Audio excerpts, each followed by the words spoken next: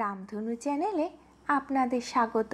আশা করি সকলেই ভালো আছেন আর ঠাকুরের কৃপায় ভালো থাকবেনও।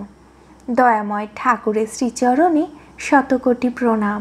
ঠাকুর সকলের মঙ্গল করুন, সকলের চৈতন্য দিক। জয় গুরু, জয় রাম, জয় গোবিন্দ। গুরু কৃপা হি কেবলম। ঠাকুরের নাম নিয়ে আজকের কথা শুরু করছি। আশা করি আপনাদের ভালোই লাগবে। ঠাকুর কাশী হইতে নরসিংগড়ে গিয়া একটি ডাক বাংলোতে ছিলেন। নরসিংগড়ের রাজা বাত ব্যাধির রোগী।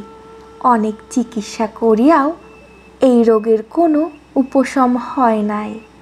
নরসিংগড়ের মহারানীর একজন বাঙালি সহচারী ছিলেন। শ্রী শ্রী ঠাকুর ডাক বাংলোতে আছেন জানিয়া তিনি তাহার শ্রীচরণ দর্শনার্থে রানী সাহেবার নিকট ছুটি চাহিলেন। সহচারীটি শ্রী শ্রী ঠাকুরের আশ্রিতা এবং তাহাকে দর্শন করিবার জন্য বড়ই ব্যাকুল হইয়াছিলেন।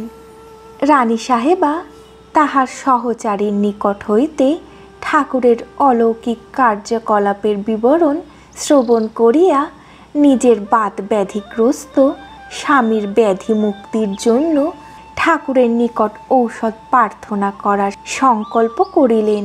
রানী সাহেবা সহচারীর সহিত ডাক বাংলোতে গিয়া ঠাকুরকে তাহাদের প্রাসাদে আসিবার জন্য অনুরোধ করিলেন, কিন্তু ঠাকুর রাজবাড়িতে যাইতে স্বীকৃত হইলেন না। তৎপর তিনি রাজবাড়িতে ফিরিয়া রাজা সাহেবকে কোনো রকমের ডাক বাংলোতে আনিয়া ঠাকুরের চরণ ধরিয়া কাঁদিতে কাঁদিতে তাহার স্বামীর রোগ মুক্তির জন্য কাতরভাবে প্রার্থনা জানাইলেন।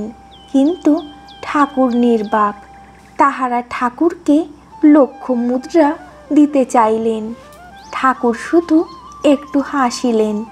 রানী সাহেবা ঠাকুরের জন্য নরসিংগড়ে একটি আশ্রম তৈয়ার করিয়া দিতেও চাহিলেন।